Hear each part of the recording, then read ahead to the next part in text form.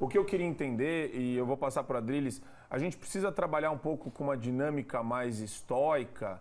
As pessoas precisam entender que sim, tudo isso interfere na vida delas, mas a decisão que elas vão tomar diante desses fatos tenebrosos tem que ser ponderada, racional, nunca emotiva e impetuosa.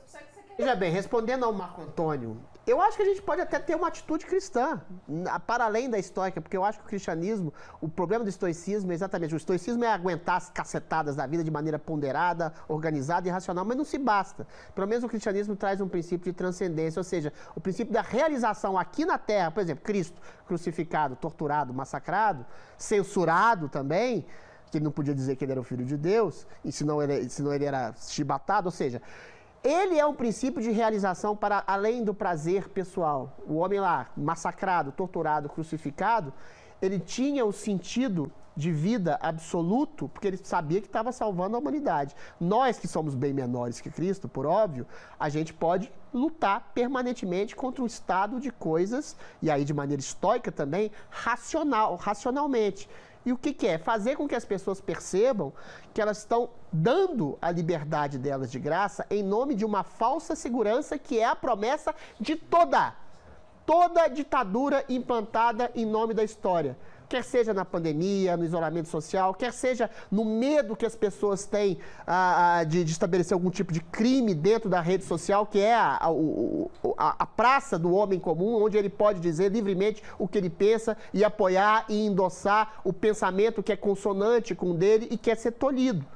Em nome de uma falsa segurança, de coibir crimes, eventualmente, na vida, na realidade, todo mundo vai cometer algum tipo de excesso e, eventualmente, algumas poucas pessoas, infelizmente, se transformarão em criminosos. Para isso existe o quê?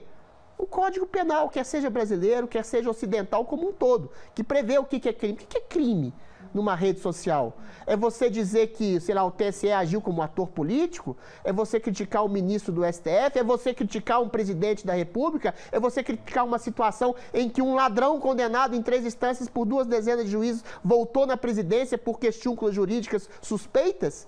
Isso é um crime contra o Estado Democrático de Direito? Não.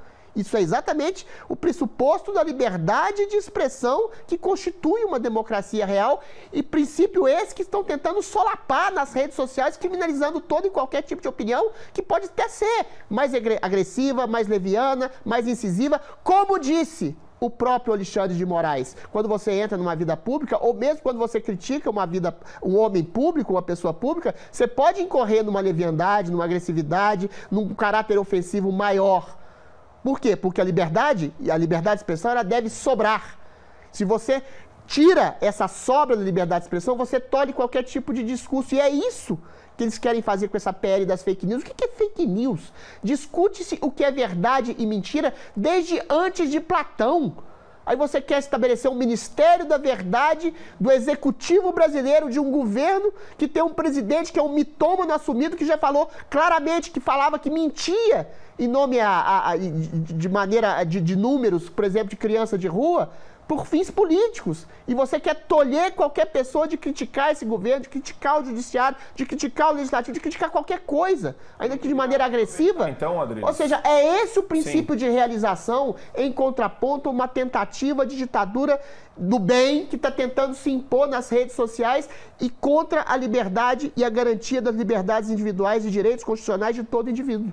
Queria trazer, somando com essa análise incrível, seria um convite, meu querido professor Suano, à direita para se mobilizar, sim, diante das adversidades? Lembrando que a gente sabe que o mundo é injusto, o mundo é cruel, tudo é difícil, acordar cedo é difícil, trabalhar, opinar, entender o que está acontecendo no país, tudo isso é muito difícil.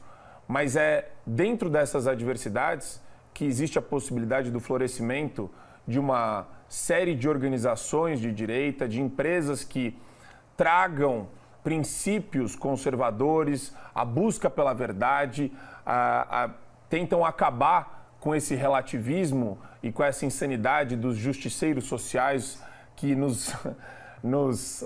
acaba entrando no nosso cotidiano e refletindo da maneira, inclusive, como a gente interage com os nossos filhos, nas nossas famílias.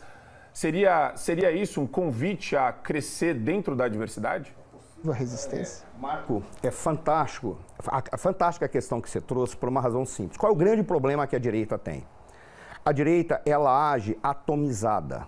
Cada um age achando que o simples fato de cumprir ou seguir os seus valores já vai produzir uma ordem. Mas essa ordem, ela já está sendo imposta por alguém.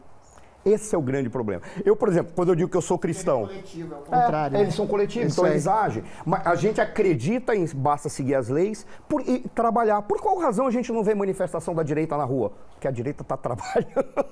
Está trabalhando curtindo. Agora é com medo, mas antes, quando a gente não tinha esse medo, que está trabalhando. Ela quer trabalhar, produzir, gerar riqueza, sair da condição que está ou permanecer na condição que está, que ela é muito boa. É isso que a direita está fazendo. O que falta é ter uma direita que ela comece a trabalhar politicamente sem ficar competindo entre si. Isso nós não temos. Ou seja, isso está sendo, talvez seja a grande oportunidade para a gente construir isso agora. Olha que coisa curiosa, eu falei, eu sou cristão, mas eu não sou o cristão que nega os prazeres da carne, não. Muito pelo contrário, nem a Gesiane, mas que é para deixar claro. Eu não nego, eu quero a ordem dos prazeres da carne. Mas muita ordem dá a brochura. Mas isso daí é algo que nós temos que construir a partir dos nossos valores, com a preservação dos nossos valores. Eu sempre cito esse cara, até para entender a esculhambação que a gente vive. Foi um sociólogo, e tu me perdoas caso eu esteja errado, se eu quiser sociólogo. Veja, o que ele falava? Quando estavam caindo os regimes comunistas na cortina de ferro e pelo mundo, ele escreveu um livro que dizia reflexões sobre... o título é Reflexões sobre a Revolução na Europa. Ele dizia o seguinte, não existe anomia. O que é anomia na sociedade? Não tem regras. Porque se tem um grupo agindo, já tem alguém, nem que seja na porrada, estabelecendo uma regra. Ele dizia, não existe anomia, mas existe uma situação que se chama caminhando para a anomia. É esse o estado que se vive. Aí ele falou assim, quando que se caminha para a anomia? Que a regra não funcione nada. Quando as regras, instituição é uma regra de conduta, quando elas não têm mais aplicabilidade, porque as pessoas não acreditam mais nas regras, porque elas são aplicadas de acordo com o interesse daqueles que estão no poder. Como ninguém mais acredita nas regras, cada um age da forma como quer. E aquele que alcançar um cargo ou uma posição que possa utilizar melhor a interpretação das regras, ele vai utilizar elas, ou as instituições, ou as leis, em seu benefício ou do seu grupo. Mas as pessoas obedecem? As pessoas acabam obedecendo porque elas não têm, por causa do caos gerado. Exatamente, perfeito. Essa jogada do Ralph Dahrendorf, esse é o nome dele, faleceu tem uns 5, 6 anos, esclarece muito do que está acontecendo quando você quer produzir regras ou leis que se tornam vazias, porque elas são aplicadas de uma maneira, não é nem 2 pesos e 2 medidas. Se nós tivéssemos 2 pesos e 2 medidas, você saberia em que tribo você está. Se você está na tribo dos que mandam ou na tribo dos que obedecem. Aí você se comporta. O problema é que você tem apenas um peso e a medida é apresentada de acordo com aquele que interpreta ou tem poder para fazer isso. O caos, você pega um princípio até básico, bíblico, divide e reina. Você gera o caos e você cria uma ordem autoritária para fingir que você está trazendo às pessoas a harmonia. E a harmonia é uma ditadura. Tem um termo científico que foi inventado por brasileiros e só o brasileiro entende a grandeza desse termo científico. É a esculhambação. Cria-se a esculhambação no processo, porque a partir daí todo mundo vai recorrer àquele que pode interpretar a lei ou impô-la da forma que seja mais adequado. Ele se cerca dos seus amigos, os seus amigos lhe dão apoio, aí você vai dizer, são criminosos? Não tem nem como você dizer que é Aí chega o tirano e fala, vou pôr ordem nessa bagaça. Aí todo mundo fala, gente, ele tá pondo ordem, ele tá ajeitando a vida de todo mundo. Só fazer um Na verdade, ele tá tolhendo, tá te castrando, tá te transformando em servo e escravidão. E aí tem uma coisa que o Maquiavel diz, que é um sociólogo mais antigo, que ele diz o seguinte, cuidado, tem povo, oferecer a liberdade para um povo que prefere a escravidão é perigoso. E quando você se habitua e se acostuma à escravidão, você perde a noção do que é liberdade. Porque você acha que o conforto é ser escravizado por aquele tirano que supostamente te deu segurança e harmonia. Já não preciso mais complementar. Obrigado.